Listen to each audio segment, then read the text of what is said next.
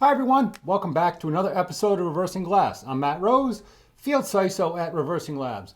Very excited about this episode because it's a culmination or a research project. It's going to talk about the State of Software Supply Chain Security 2024 research report that was created by a friend of mine and colleague, Paul Roberts. He was the one that spearheaded this report, and there's a ton of great information. From a standpoint of, I'm giving you a sneak preview here. This is the report, the cover of the report. It's a very comprehensive report.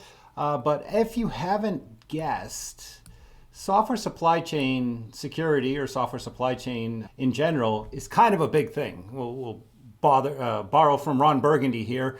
And if you didn't know this, software supply chain security is kind of a big deal these days.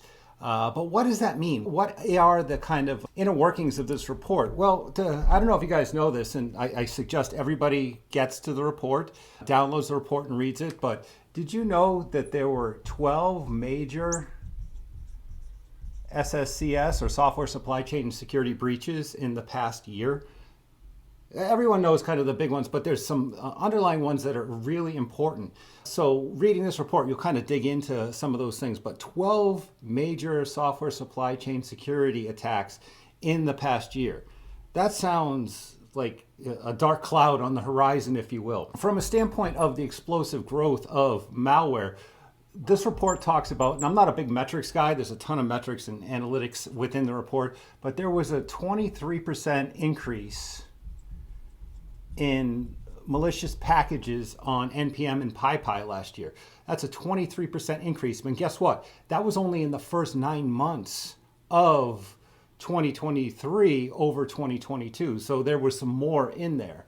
And if you think about it too, from 2020, let me get my notes here, to 2023, there has been a 1,300% increase in vulnerable package in open source repos.